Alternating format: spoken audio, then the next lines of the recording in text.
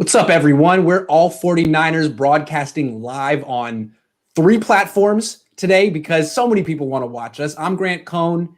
To my right is Maverick, Pallack. Below him is Niner Nick Newman. And to his, left, right, to the side of him is Leo Luna. I get confused with that. How you guys doing, everyone? Good. It's Friday. It's Friday. Good.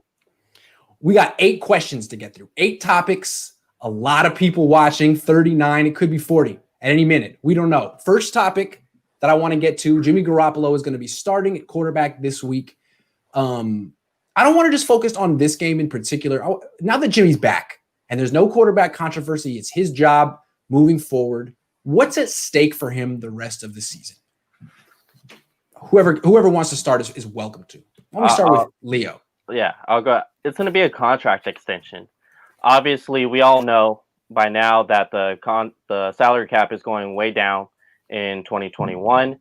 So how the 49ers could maneuver more money and create more cap space than they will next offseason is by giving Jimmy Garoppolo a cap or a salary cap extension to where instead of going at the 26.9 that he's currently at, maybe you extend him like the 49ers always do and make that front load of the contract a little smaller to where say, hey, Jimmy, we're going to sign you at X amount per year. I don't even want to dare to guess that right now. And then you're going to go down $6 million for a cap hit, but you're going to make more of an average salary per year with this extension. So this is why you sign it. And why would Jimmy not? Love it. Love it. Bold. Yeah. Bold take. What's up, Nick? I agree with Leo in the sense where there might be some contract and financial implications involved, because if he doesn't do well the remaining games of the schedule, you might have to look into other options. The 49ers aren't committed to Jimmy Garoppolo long term. There's a bunch of outs in the contract. So I believe for the remainder of this season, he's playing for a couple different things. One, he's trying to prove himself to the NFL media in general that he's a top tier NFL quarterback. He's not going to have the defense to save him and win games like he did last year. Like, this is Jimmy Garoppolo's time. I think the biggest difference between last year and this year is this year's defense will keep games close and competitive, and it's up to Jimmy Garoppolo to take the 49ers over the top, and he did that time and time again last year. But this is a great opportunity to establish himself as a top-tier NFL quarterback when you take into consideration who the 49ers are going to be playing after this game against the Dolphins. So a lot's at stake for Jimmy Garoppolo as to how he's perceived in the media and financial implications like Leo touched on as well. He made out like a bandit just getting to only play a half really without George Kittle, and he gets Deebo Samuel back and he gets Brandon Ayuk for the majority of the season. And I think that will make him look a lot better. Honestly, there's not that hanging shadow of people wanting Nick Mullins to get that chance at the end of the year. If they're in the 6 and 8 range, there's not really a question of, should they put Mullins in? Should they put Beathard in? And Garoppolo is the quarterback for 2020. He's almost 90%, I would say, the quarterback for 2021, and he gets to sit back and play his game. And I think that will show him, or that will make him better, honestly. I think a lot's at stake for Jimmy Garoppolo this season. Agreed. I think he's still an enigma. He's still an enigma. He's a 28-year-old, almost 29-year-old enigma, 28 career starts. So I think there's 2 things he needs to show this year. One, he needs to stay healthy the rest of the season. That's baseline. To be a franchise quarterback, you can't be missing half of every other season. And I'm not saying that's what he does, but still small sample size. So only 28 career starts, stay healthy. And then 2, when they gave him this contract, what they saw in 2017 is a quarterback who could make his supporting cast better, correct? The projection is that he had the type of it factor of Aaron Rodgers, of the best of the best. Not necessarily the athleticism of the best, but that type of confidence, that type of effect on everyone else. He's going to be the kind of guy that makes players better, like Russell Wilson, Patrick Mahomes, the best top tier, as you said. I don't think he's been that the last couple of years. Last year, he was terrific, and he was a terrific part of a terrific team, but was he making other players better, or was the supporting cast making him better? You could argue either way. This year, it's clear what he's going to have to do. It's not like the defense is going to carry him. The offensive line isn't making huge holes in the run game. He's going to have to make players better. He's going to have a hell of a supporting cast around him on offense. And if he can do that and stay healthy, then yeah, Leo, the guy's getting his contract extension. He's going to be here a long, long time. If not, if he gets hurt again, if he buckles under the weight of a terrible offensive line in a way he didn't in 2017, the Niners may say, gee, he's 29 years old. He didn't develop the way we expected he would when he was 26. He's got some injuries. He's very expensive. Maybe we want to draft a quarterback. Maybe someone's available. So all those questions creep in the way they did this year with Tom Brady and stuff like that. So I think a lot's at stake, but really all he has to prove is that he's healthy and he can be the guy he used to be. That's it. So yeah, absolutely. Yeah. All right. Next question. Are the 49ers still Super Bowl contenders? I mean, I would say not necessarily Super Bowl contenders right now just because of the way the Seahawks and Chiefs are playing, but that's not really what the 49ers should be after. They got to get to the playoffs. They got to get back to a winning record. And I know the cliche of play one win at a time, but that's kind of what they have to do right now just to get back into that conversation. And just throwing it back to what the Baltimore Ravens did last year, they were the 1 seed. Yeah, they didn't have playoff success, but they started the season 2-2. Got that third win with a overtime win over the Mason Rudolph Steelers. And then they beat the Cincinnati Bengals, which were the worst team in the NFL, by 6 points. That's how they got their thing going, and that's how they went on a huge run to get that 1 seed. Not saying the 1 seed is necessarily the goal right now, but they just have to get hot at this moment. And I'd say anything can happen in the playoffs, especially in 2020 when a COVID test away from any team going down. Ooh, that's a good point. Yeah. I spent a lot of time talking this past week just about how expectations have shifted. I went into the year with the Super Bowl or bust mentality, all the hype regarding the revenge tour. I don't remember the last time I heard the phrase revenge tour. Like no one seems to be using it anymore. So it's crazy that we're in week 5 of the season, but the Super Bowl or bust expectations have shifted to let's see the 49ers get into the playoffs, just make the playoffs first and then see what happens from there. And that's where I think the team is at because no team is going to want to face them in the postseason. I feel that. A little bit of echo at the I don't know what that happened. You're good though, Nick. Yeah, Leo, you're up. No, just talk again. Do you have is it Leo? Go ahead. Is the echo still there?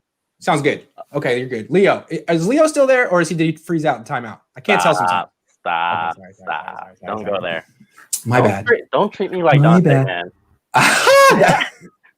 But yeah, they are because how I look at it is just get into the postseason. And this year they have an extra advantage with 7 playoff slots. So who's really going to take those slots? You're going to have your 4 division winners, then no wild cards coming from the East. That's established. The South, you're probably going to have the Bucks. They should be in there. The West, you're probably going to have the other 2 teams. I still don't trust the Bears yet. So there may be a mix there where the 49ers are playing for a 7th spot with the Bears, or they could, win their way into a 5 spot or the division. That's still not out of the equation. And then I say just get into the playoffs because guess what? There's not going to be much of a home field advantage. The crowds aren't really going to be there. So a West team has never traveled all the way and won a Super Bowl. If it would happen this year just because of the home field advantage is not there. So they're absolutely a Super Bowl contender because I do see 8-4 on the schedule as a possibility. And if they do that, then, they're a 10-6 team and they're definitely in the playoffs at that point. Yeah. I think they're still Super Bowl contenders too, because while none of us expect the defense to be great this season. I mean, really, with all the things they've lost, they have they don't even have Richard Sherman. They have Fred Warner and Eric Armstead. And that's about it.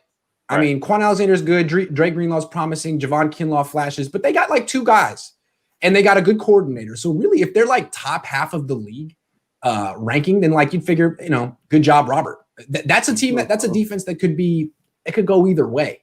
So the offense has to be special this year. And I think internally in the organization, they feel like it has a chance to be special. If Jimmy Garoppolo gets healthy, if the offensive line gels, the skill position talent is 2 or 3 deep at every spot in a way that it hasn't been yet.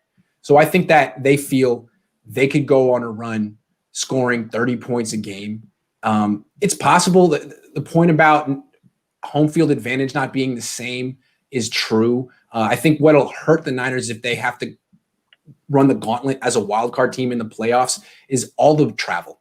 It's just cross country flight after cross country flight. It's hard. I mean, you saw what the Vikings looked like after one road game in the playoffs last year against the Niners. They were done. So yes, it's possible. I mean, it's not like there's any team in the NFC right now that's just dominant. Even the Seahawks, you look at them, you're like, you have no defense. You got a great offense, but would you be surprised if the Niners beat the Seahawks? I wouldn't. So I think really the issue right now is the standings. But if the Seahawks get a couple injuries and they lose a few games and the Niners find a way to win the division, then absolutely. Yep. Absolutely. Was my mic sound okay? It doesn't sound You're good like now. an echo. Okay. You're good now. Yeah, I don't know what that was. Just to pick up where I left off, is that okay, Grant? Of course. About no team. So I think just in the postseason, if the 49ers make the playoffs, no team is going to feel good about playing the 49ers in their playoff game, regardless if it's at home or they have to come to Levi Stadium, because this is an offense that was second in the NFL in points per game last year. And just like how you touched, Grant, they're more than capable of scoring 30 points a game. The defense looks capable of holding opponents to below that by a substantial amount. So as long as the offense is healthy and they can play as one cohesive unit without the injuries in the month of January, of course, this team is a Super Bowl contender. But for right now, with all the injuries that they're dealing with, the goal is just getting into the playoffs and not so much winning the division. But if you win the division, great. What are realistic expectations for this defense moving forward? I think the bar was set so high last year, and now the defense is missing not 8 starters, but 5, 6. What would you say would be a good job for this defense and Robert Saleh at the end of the year, given what they're facing? I would say if they could probably average allowing 25 points per game, that's realistic. And I believe if they do that, 25 points per game, this offense could average 30. So they'll win a hell of a lot of games. And so if they could just do that, a bend but don't break defense is very realistic when you have a guy like Fred Warner playing at an all-pro level. And then they've shown Javon Kinlaw and Eric Armstead they could stop the run up front. And then you have Tart, who's playing at a Pro Bowl level as well. So if you have that bend but don't break defense, 25 points per game, realistic, and they'll win a hell of a lot of games doing that. 25 points for me is a little high. Last year, the team gave up 16 points per game, 16, 17 points per game.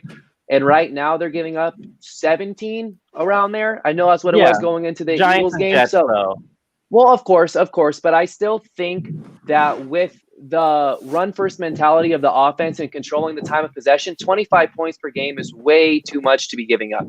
So with that being said, I agree with you that the bend but don't break mentality is what this defense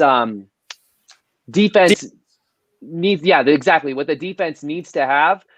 And they've done a pretty good job of that. They finally gave up a long pass for the first time in quite some time to the Eagles last week. That was costly. But I like the secondary with Jaquiski Tart. Hopefully the corners get healthy. And then just being able to keep everything in front of them and continue to have a good run defense is realistic. And I would like to see them hold their opponents to around 22 points per game.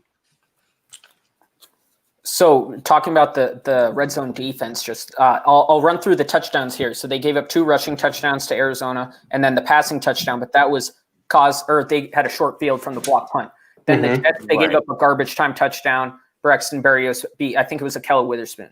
And then Philadelphia, they had the Carson Wentz touchdown, the pick 6, and then Travis Fulgham beats Dante Johnson. So there's not a whole lot of offenses. Yeah, it's not the best 4 offenses they played, but the offenses didn't beat their number ones that many times. So with Dante Johnson probably not starting many more games this season, possibly getting Richard Sherman back, Emmanuel Mosley back soon, the defense will get a little better. And then 4.1 yards per attempt on rush attempts. That's pretty good. As Leo said, Eric Armstead and Javon Kinlaw have been great there.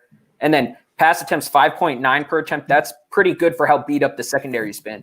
Yeah, they'll have to weather the K'Wan Williams loss, but I think they can still be a top 10 defense as they are in at least yards per attempt. I think so too. I disagree with that. I think Leo went a little high, and I think you guys are a little low. Top 10 defense? I mean, maybe. I mean, if they're a top 10 defense, Robert Saleh should be in the running for coordinator of the year because, again, he's got maybe 2 Pro Bowl players on his defense right now. 2. Armstead and Warner, caliber. I mean, I think they have the potential to be an excellent run defense. It looks stout. Kinlaw looks terrific in the middle. Armstead's a great run defender, but they're not going to have a great pass rush. It'll be good. Not going to have a great pass rush, and they're not going to have good corners. I mean, God. So I think, honestly, if they're top 16, you got to say that's a win. If they're bottom 16, they should be better than that. I think they should be able to pull off top half of the league, but anything above that is gravy, I think. And if you say they think they're top 10, that's, to me, faith in Saleh. Like, well, he's going to work it out. He'll figure it out. And maybe he will. But I got to feel like if I were Robert Saleh right now, I wouldn't feel confident. I'd be like, God, everyone hates me. Everyone forgets that I lost Buckner, Ford, Bosa. Everyone thinks that the defense is going to rank top 5. It's going to rank like 13th, and everyone's going to want to fire me. God, that must suck. So, but anyway, focusing on the NFC, how many defenses could you actually name that are better than the 49ers? The Bears and the Bucks. That's all I can really.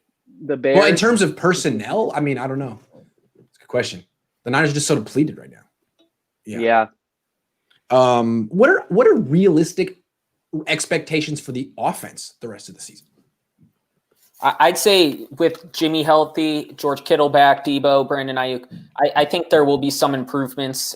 I think a lot of people want Garoppolo to be a top 7, top 8 quarterback, and I think that might be pushing it a little bit. But if he can just be in that 8 to 11, 8 to 12 range, that's good enough to get them pretty far. And with Raheem Mostert back, there's going to be speed in the backfield. They're going to have 2 jet sweep monsters as receivers. And I think that's just going to be dangerous for a lot of teams to defend. And like you said, how is Seattle going to stop them? Russell Wilson might put up 30 plus points, but how are the Seahawks going to stop the 49ers offense? Good point. Realistic expectations for me for the offense moving forward for the remainder of the season is getting close to that 30 points per game that they averaged last year. They were right behind the Ravens in total offense scoring offense rather. And as long as this offense is healthy, they have one of the most balanced offenses in the NFC and the National Football League. They have a great run game with a plethora of capable running backs, all the wide receivers, George Kittle. If Jimmy Garoppolo plays like he played in 2019, or even the final 5 games of the 2017 season, there's no reason why to believe this offense can't be one of the best in the NFL, have that 30 points per game total, and really carry this team moving forward. I'll say this. Jimmy Garoppolo, as far as like being a top 10 quarterback or whatever, I don't think it really matters, honestly, with this offense. And there's so many great quarterbacks in this league nowadays. I think remember hearing Steve Young say this. During Steve Young's days, you probably had a top 8 quarterback list. That was consensus. And then after that was a big far gap. Mm-hmm. With nowadays, you'd be going to 15, 17, 18 of the best quarterbacks in the league. So I don't think it really matters at this point. What Nick said is right on the money. You get to 30 points per game. This defense has given out the least amount of red zone opportunities, which was 6 in 4 game span. I don't care who's the offense on the other side. If you're giving up 6 red zone opportunities in 4 games, that just shows what you're doing defensively. And that's not mentioning players that are coming back like Ronald Blair, Julian Taylor, Richard Sherman, Emmanuel Mosley. So you have that offense humming at 30 points a game. The sky's the limit for this team.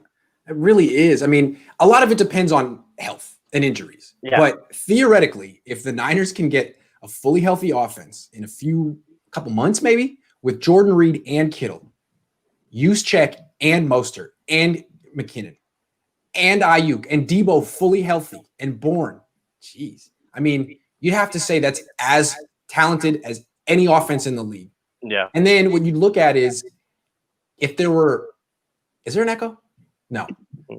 If there were any reason, like if all these guys come back and the offense falters for any reason, who do you think's going to catch the blame for that?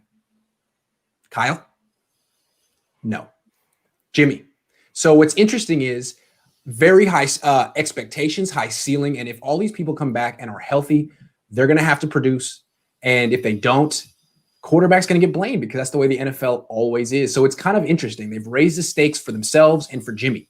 They've given him everything they can. I mean, next year, Ayuk will be better and Debo will be better and everyone will be a little bit more experienced and older. But right now, this is a hell of a supporting cast. And I think minimum by November, they're going to want 27, 28 points a game. Otherwise, they're not going anywhere because we know the defense isn't going to really hold teams below 20 anymore. That's those days are over with. I would say the only teams that could probably hold them under 30 would be the Bills and then Belichick. That's about it. Eagles. And the Eagles. Well, healthy now. Healthy now. Hey, Jim Schwartz did a good job. Garoppolo. Jim Schwartz did a good job, though, I want to say. I'm talking about Jimmy Garoppolo with his receivers. True. I haven't seen them one game all year. So, what is the 49ers' biggest strength right now? I think it's a hard question to answer. Is it their run game? No, is it their defense? Not right now. No. Yeah. It's a tough one. their biggest strength. I'm gonna have to say it's their ability to make plays on offense. We were just talking about how I just said Jimmy Garoppolo doesn't need to be a top 10 or a top 12 quarterback. Well, the reason why he doesn't need to be is because he has George Kittle at tight end. We've all seen what Brandon Ayuk could do. Deebo Samuel, Raheem Mostert seems to be coming back, if not Sunday, the week after. So they have a ton of playmakers, and that's their biggest strength is Jimmy G could really throw the ball on a 5-yard slant and Deebo Samuel take it to the house. Brandon Ayuk jump over 5 guys, take it to the house. And George Kittle throw down 5 different players from their face. So I think that's their biggest strength is Jimmy G does not need to be a top 12 quarterback to win a Super Bowl. That's it. Yeah. I like Leo touching on the offensive side. I'm going to go ahead and move over to the defensive side of the ball. I think the defensive line is the greatest strength just because you already have lost Nick Bosa. You already have lost Dee Ford. And the defensive line continues to do a solid job. They look good for the most part as a run defense. The pass rush is getting pressure fairly consistently. They're just not necessarily finishing with sacks. And I think the biggest difference between the first 4 games of last year's defense and the first 4 games of this year's defense is just that they haven't been able to generate as many turnovers and generate as many sacks. But I like the defensive line. They're a strength. And even if you lose a guy or two, they're going to continue to be strong. And they've been able to prove that. And we haven't even really seen guys like Kevin Gibbons and Contavious Street get a lot of reps. And when they are in there, they look good as well. Dang, Emma 1999 really liked your answer, Nick. Good job. All right, Maverick, you're up. I saw you asked if you have Instagram, Nick, so throw that in the comments. Maverick, you're up. Yeah, so I would go with their playoff experience and depth overall is that they've weathered the storm for the most part being 2-2. I think that's like you were touching on, just being at this point with all those injuries, that's good. And then just if they can get to that playoff moment, they have a lot of guys that have experience, that they have a quarterback that has won a couple playoff games. They have George Kittle who can take over a game. They have a lot of experienced players, and I think that's huge, especially for this season. Yeah, I think it's their depth. I mean, if they didn't have this legendary, it's their depth and their ability to develop players in their system. I mean, if they couldn't do that, they might be 0-4 right now. I mean, if they could have lost to the Jets.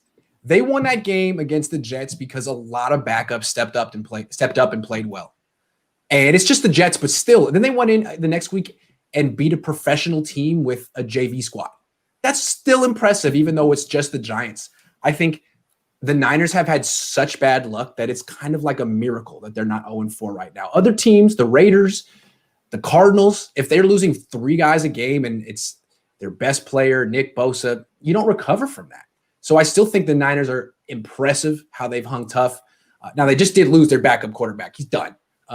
But still, they got CJ Beathard. They got Jimmy coming back. And when Mostert comes back, it's just like they're 3 deep at every position so they can overcome bad luck that most other teams can't.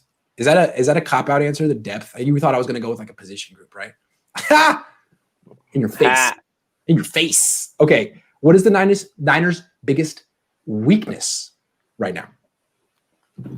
I'd say the weakness right now are injuries. Just if there's not many more, or if certain guys, like they lost Nick Bosa, if there's a injury at linebacker, another one, I don't think they can handle that. Like if they lost Fred Warner, if they lost Jaquaski Tart, who I think it was Nick on Twitter saying that he wants Jaquaski Tart playing a little linebacker on certain downs too. And I think there's certain guys that they can afford to lose, and you can only overcome so many injuries.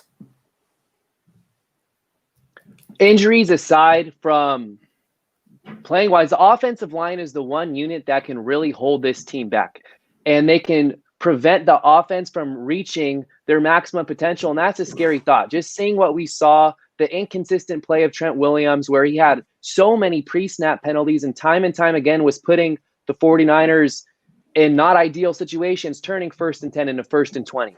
So that was an uncharacteristic game for Trent Williams, so we cut him a break there. But looking at Dan Brunskill and Mike McGlinchey, who, in my opinion, could you name a 49er that's been a bigger disappointment this season than Mike McGlinchey? Because I think he's been probably the biggest disappointment. He's just getting beat so frequently. And, you know, the only other person who's in the running is Trent Williams, because the expectations were even higher. McGlinchey's been worse. But Trent Williams, the expectations were through the freaking roof. And I don't know that he's been an upgrade over Staley yet. Maybe personally for me, I give Williams a little bit of slack because he missed the entire 2019 season. But he played the first 3 games. So it's like, where did this brain fart come from on Sunday night against the Eagles, where you've already had 3 games to kind of shake off the rust? So I don't know where that came from. But Mike McGlinchey, to me, is hands down been the biggest disappointment. And Jerick McKinnon rushed for more yards after contact than he had actual rushing yards. That tells you everything you need to know about the offensive line. Grant, I remember when we were having this show over the course of the offseason, you said the 49ers offensive line was the only that didn't get better in comparison to last year. And we were all like, no, they're in a better spot now than last year. And here we are, where Laken Tomlinson, he doesn't look the same as he did last year. He was a pretty solid guard last year. Ben Garland is the superstar of the 49ers offensive line. And once Weston Richburg comes back, I think it's a no-brainer to keep him on the offensive line, move him to right guard. But the offensive line is the weakness of this team right now, and they have all the potential to really hold back the offense. Okay. Leo, you're muted, Leo. It's okay. Sorry. You're good. So Nick, why'd you give Grant credit? Eric Armstead says that he doesn't know what he's talking about because he never played the game. I played touch football in recess in middle school. Yeah. It was a lot of fun. So I don't know what he's talking about. Yeah. All right. So we could all drill the offensive line. I'm going to switch it up here. Finishing on the pass rush. They've been doing a great job creating pressure. That's awesome. They've been doing a great job creating pressure. But the thing is, they're not finishing. We've seen Armstead, that you did a great job illustrating that, get there, not finish. As well as Kinlaw has not finished. I've seen him got his hands on the quarterbacks multiple times during the past 2 games. Yet he has no sacks on the season. So it's got to be finishing with the pass rush, and that's where they're hurting, not having D4, not having Bosa. I would even entertain maybe a trade. I don't know what it would take to get Marcus Golden from the Giants. If it doesn't take much, I know that's Nick's guy. I've been saying that since May to sign Marcus Golden. Yeah. Okay, let me answer. I'm going to go with something intangible. I think it's the psyche of the team, and it's hard to put your finger on it, but it feels way different than last year. Last year, there was a freeness, a confidence, and a fun that they had. I mean, it's fun when you start 8-0, but this year it's like the hangover of losing the Super Bowl and the fact that they felt like it was a revenge tour and they needed to just kind of breeze through everything and get back there. I think they were kind of not surprised, but a little surprised at how hard it is. And they forgot, like, you don't just get back to the Super Bowl. You have to love the process again. And what I've noticed is, in week 1 against the Cardinals, Jimmy Garoppolo had a mini nervous breakdown. I don't know what that was. That was not Jimmy. That was the worst I've ever seen Jimmy. It was terrible. I mean, he looked like he'd lost all confidence. The little pirouette he did in the pocket, the way he missed those throws at the end, that was not Jimmy Garoppolo. That was, I feel like he's never going to play that poorly again. It was terrible. Then the next week at the Jets, Kyle Nelson loses his mind, gets cut.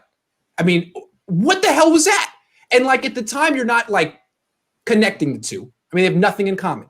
Jimmy Garoppolo has a bad game, doesn't look like himself. The next week, Kyle Nelson cracks, and his career falls apart. 2 weeks later, Nick Mullins has a nervous breakdown on national television. So that's 3 nervous breakdowns in 4 weeks. It seems like there's a lot of pressure in Santa Clara and that comes from the top. I think Kyle Shanahan has to do something to take the pressure off the players and say, guys, forget a revenge tour. Let's just have fun and win the next game because we can. We know we're good enough. There's something about Shanahan. He's so great of a coach, and he has such high expectations. But I think that it's been a little dark in Santa Clara since they lost, and they got to get through that and change the psyche of the team. Because right now it seems like some of these players are like, oh my God, we got to win, right? You know what I'm saying? That's my analysis. That's my – How do you spell you know that? what I'm saying? How do you spell that? 3 nervous breakdowns in 4 games. That's a trend at that point. That's all I'm saying. Okay, let's move on. Final topic. Oh, no, 2 more topics. Do you guys agree with Kyle Shanahan's decision to demote Nick Mullins to 3rd-string quarterback? Muted again. You're muted. Last time. But Okay. hell no. Nick Mullins is a restricted free agent at the end of the year. They cannot throw original round tender on him because he was undrafted. And then Kyle Allen, I look at someone similar to Nick Mullins. He got traded in the offseason for a 5th. The 49ers would love to have an extra 5th for Nick Mullins. And then Saleh, he's probably going to get a head coaching job somewhere. So if he does, I would look at an offensive assistant on the 49ers staff currently going to be Robert Saleh's OC. If not, any offensive assistant could go be an OC somewhere else if it's not with Saleh. So Nick Mullins could be someone shipped off at the end of the year for possibly a 5th-round pick. It's something they could do with what they did with Breida, is they tagged a 2nd-round tender on him, and then they traded Breida. And with demoting Nick Mullins basically is saying, hey, this guy has no value. By doing that, you may not get anything out of him. Yeah. And if you don't throw a tender on him, he will probably go sign for somewhere else. And the 49ers could probably sign C.J. Beathard for cheaper than a 2nd-round tender, which is around $4 million per year. So I just see it as a lose-lose scenario as far as for the future of the franchise. That's a very good point, Leo. I didn't really get to think about next offseason and what it means for Nick Mullins' trade market. But as far as the decision goes for this upcoming game and moving forward for the rest of the season, C.J. Beathard did not play well in the 2018 season. Nick Mullins replaced him. Was Beathard even active once last year? I want to say that he was inactive the entire 2019 season. And he was a good sport about it. He continued to compete in practice, didn't take offense to not being in uniform. And this league is all about opportunity. So does Nick Mullins really deserve another opportunity? That's up for debate. Personally, you can't write him off as now just a pure backup quarterback after 1 bad start. And I said the same thing, that after 9 career starts, you couldn't say he was just a backup. But C.J. Beathard, on the other hand, he had his opportunity. He made the most of it. Yes, it was in garbage time. Yes, the Eagles were playing a prevent defense. But in that situation, the 49ers were down 11 points with 5.5 minutes to go. And all you can ask of C.J. Beathard is to put the 49ers in a position to win the game. And that's exactly what he did. The game came down to the final play. So how do you reward C.J. Beathard for that, or not reward him by having him inactive the following week? And I think there had been, it's probably close in camp. I mean, in practice, Kyle Shanahan sees these guys every day. So maybe it's closer in practice than just Nick Mullins is significantly better than C.J. Beathard, whereas it's a little more even. And based on last Sunday, Shanahan opted to go with Beathard over Mullins. But like you said, it hurts Mullins' value. So I can see both sides of it. What Leo touched on a little bit with Beathard being a free agent after the year, they have to make a quick decision on what they want with him. And it could also be something as simple as Shanahan feels more comfortable with, in the event of a Garoppolo flare-up or injury, he feels more comfortable with Beathard coming in mid-game than he does with Nick Mullins. And if there was a long-term injury with Garoppolo, it could then be Mullins as the starter and Beathard as the backup. Beathard looked good in relief last game. And as I said yesterday with the Dolphins, they're susceptible to the running quarterback, and it could just be a matchup on base by basis. But I still think you got to figure out what you want out of Beathard now. And with no preseason this year, they didn't get a lot of opportunity to see Beathard in action in over a year in game action. So get him that number 2 job for now. Yeah, good points. I understand it. I mean, I'm not around Nick Mullins. If you're around him and he's in the tank, then you can't play him. You have to demote him. But I don't think he is. I mean, that's not his personality. It seems to me, and I feel like Shanahan kind of wanted this to happen. Like he has been looking for an opportunity to put CJ ahead of Nick Mullins for 2 years. It's the way because Shanahan explained it today. And he'll actually give a lot when he explains. And it sounded like what he was saying was, I like CJ Beathard. All right. He struggled in 2018, but he was hurt. Baloney. Sure, he was hurt. I don't care. You lost to Josh Rosen twice. But he's like, basically his statement is, look, man, CJ played when we were bad. CJ got hurt and played through injury. I respect that. He got hurt. Nick Mullins came in and basically hijacked the job. You know what I'm saying? I mean, he plays that well against the Raiders and then goes on to win some games. The choice is out of my hands. I cannot go back to CJ Beathard because people will crush me, and Mullins capitalized on his opportunity. So now it's almost, to me, it feels like Shanahan's been waiting like, I don't think Mullins is that good, but what am I going to do? Like, and my evidence is in training camp the last 2 years, they would not give Mullins the number 2 reps. He had to split him the last 2 years with Beathard. So that makes me feel like Shanahan's felt this way the whole time. Like, okay, Mullins, played well, but I still prefer CJ. I don't care. It's just a small sample size. So now it's like, well, Mullins flopped. And now it's an opportunity to go back to Beathard. And what Shanahan's saying is like, well, Beathard's shown some things. Mullins shown some things. It's Beathard's turn. I don't know. Beathard's 1-9. Mullins is 4-6. Mullins has shown a lot more in his opportunities than Beathard ever did. I think actually Mullins has had one bad game where Beathard's had like 9 of them or maybe 7. So I don't know. It just feels like Shanahan's been waiting a long time to do this because he drafted Beathard, and Shanahan has never, ever been wrong about anything. So this is his opportunity to prove that. Everyone wrote off CJ Beathard a little too soon. And you know what? I don't like that, but maybe he's right. I will say this. I have seen in the comments people saying Mullins has no trade value.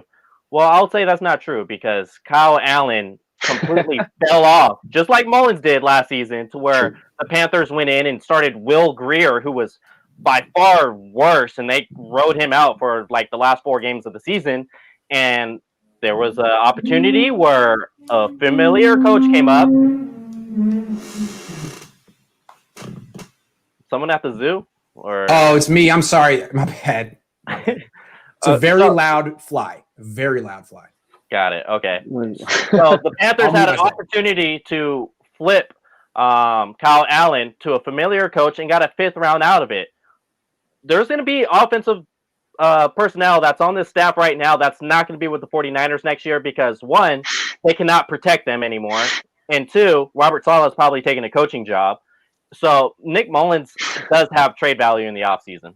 I'm missing something great in the comments because I see everyone laughing. Nick, this has to be your sister. No, it's not. I don't know. It's your cousin. No, I don't know. I don't know Emma 1999, but hey, Emma. Hilarious. Okay, tuning in. It's Marco. Wait, Grant, I have one thing to say. Go ahead, Maverick. Just imagine telling 2018 you that Brian Hoyer and CJ Beathard would both come in relief on the same weekend on a nationally televised game. Would have thrown up. Yeah? Would have thrown up. See, here's the thing. The way I look at CJ Beathard is he's Brian Hoyer Jr. That's how I think of him. Brian Hoyer Jr. Younger Brian Hoyer. So maybe I'm wrong, but that's how I look at it. Okay, let's get to the final topic. Grant, will the Niners cover the spread and will the over-under thing? So, Nick, this is your domain. This is my segment. Tell everyone. Yeah. So, the Niners are 9-point favorites against the Dolphins, and the over-under is set at 50.5. Okay. Are they going to cover? And would you take over-under? And explain why. That's the most important. Show your work. I don't know who's first. I can start off. I'll go with an under of, you said 55 or 50 and a half? 50.5. Okay, yeah, I'll go under just because I think it's going to be a 28-20, 28-17 game, and I think my math checks out on that. And then I'll go they cover by 9.5. Nick, pay attention. Stop blushing. We're It's not done yet. You can get in those DMs later. Maverick was making great points, and I can see you weren't paying attention. What did Maverick say right now? Tell everyone what Maverick said. Oh God. Okay. Know. What we're talking about is the Niners and the Dolphins. In my defense, I'm thinking about what I'm going to say next to make sure I articulate my points correctly. I don't know what you guys got going on in your head, but I'm getting ready for the degree of difficulty is ratcheting up. You got a lot of say next about the topic or say next in Emma's DMs? Yeah, no, where is that? This is a measure of professionalism. You got to focus right now, man. We're keeping things football based. Got tunnel vision right here. We're talking about the point spread versus in the over under right now. Right. I have the Niners winning this game 27-17. The Dolphins, I'll tip my hat off to the Dolphins. They've played 3 playoff teams this year. They've played the Patriots. They've played the Bills. They've played the Seahawks. They lost to them all by 10 points or less. They're a tough opponent. Yes. I could see the Dolphins. They're not a walk in the park. They're going to create a few different moments of anxiousness for 49er fans watching this game. But over a 60-minute period, I don't think the Dolphins score more than 20 points in this game. The 49ers defense is too good. They're starting Ryan Fitzpatrick. And if they really wanted to win this game, not saying they don't, but why not start Tua when it's so well documented the 49ers can't contain mobile quarterbacks? So I like the 49ers to win this game 27-17. The game goes under. The 49ers cover the spread. So I'm going to go with a score of 35-20, 49ers. Does that cover the spread? Say again? 35-20. I like it. Okay. I think you said 45. All right. Oh, no. I wouldn't dare. Okay. Because I think this offense, every time we feel like the 49ers, we're going to have question marks like, oh, is this a trap game? And that they just blow them out. We were all thinking that about the Giants, like, oh, my God, they lost Bosa. The energy's down. They don't have their swag. And they just blew them out of the water. I think this is going to be the same thing here. Take travel in consideration for this Dolphins team as well. They're flying all the way out west. It's not a 2-hour flight.